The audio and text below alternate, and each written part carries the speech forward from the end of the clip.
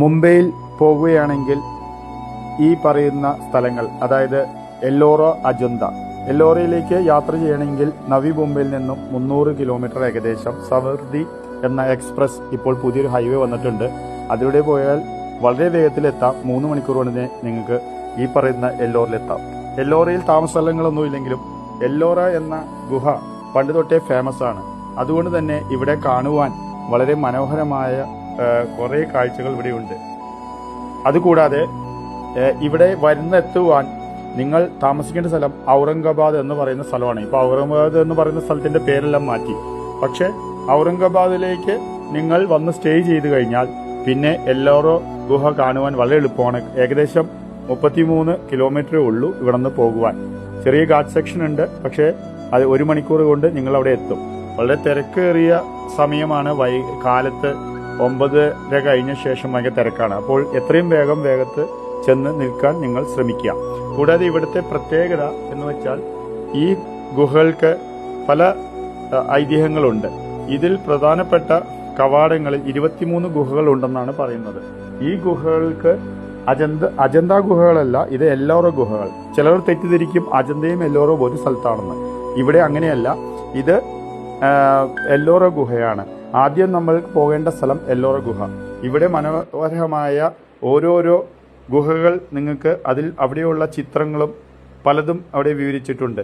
എല്ലോറ ഗുഹകൾ അജന്തയിൽ നിന്നും ഏകദേശം 100 കിലോമീറ്റർ അകലെയാണ്.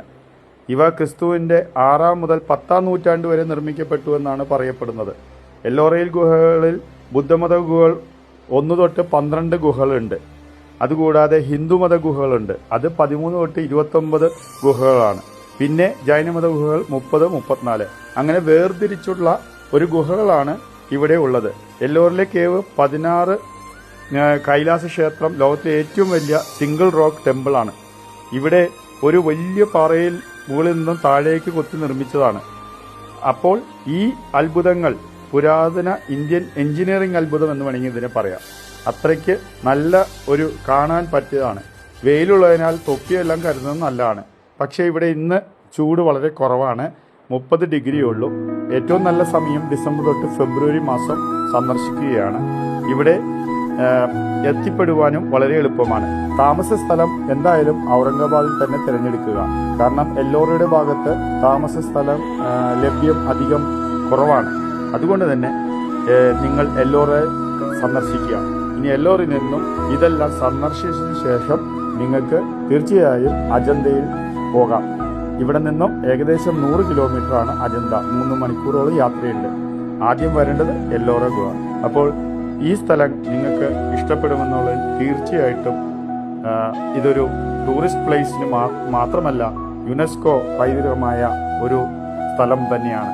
എന്തായാലും ഈ സ്ഥലം നിങ്ങൾ സന്ദർശിക്കുക. നിങ്ങൾ ബോംബെ വരികയാണെങ്കിൽ തീർച്ചയായും കാണേണ്ട സ്ഥലം തന്നെ.